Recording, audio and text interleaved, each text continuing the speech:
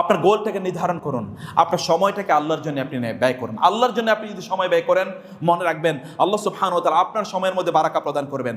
আপনার বয়সের মধ্যে 20-30 হয়ে গিয়েছে, আপনি কি করেছেন? আপনি আপনাদের পূর্বপুরুষদের দিকে তাকান তো, 20-30 বছর তারা কি করেছে?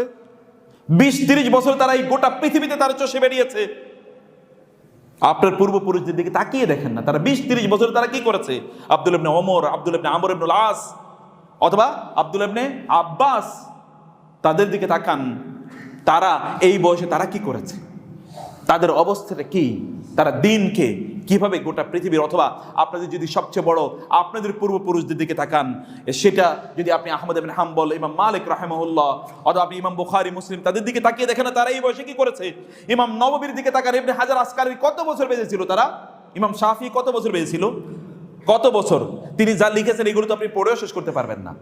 তারা তাহলে পড়াশোনা তারা কবে করেছে, সংসার তারা কবে চালিয়েছে, এবং অন্যান্য কাজগুলো তারা কিভাবে করেছে।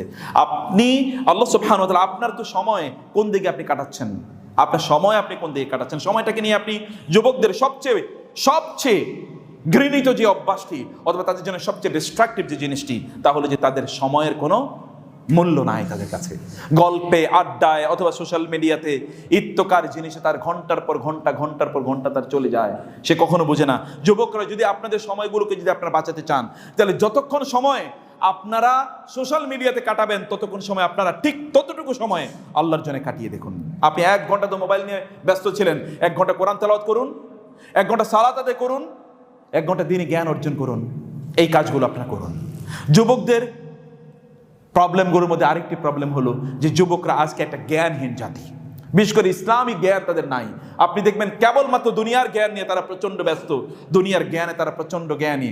ইয়ালামুনা যাহিরাম মিনাল হায়াতিদ দুনিয়া ওয়া মা আনিল আখিরাতি হুম গাফিলুন।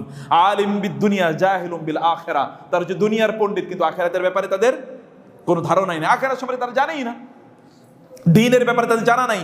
আপনারা শুধুমাত্র বেড়াইদের কয়েকজন যুবক নিয়ে বাংলাদেশকে চিন্তা করলে হবে না, বাংলাদেশে চিন্তা করতে হবে এর বাইরে এখানকার কয়েকজনের বাইরে, যে তাদের জ্ঞানের লেভেল, দিন সম্পর্কে তাদের জ্ঞানের লেভেল কোথায়, কোন জায়গায় আছে।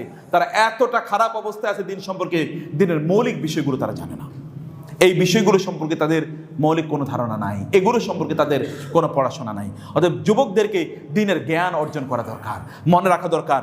মুসলিম যুবকরা যতদিন পর্যন্ত তারা আলোকিত মানুষে পরিণত হবে, তারা জ্ঞানীতে পরিণত হবে, যতদিন পর্যন্ত তারা হতে পারবে না, ততদিন এই সমাজকে আপনি উদ্ধার করতে পারবেন না।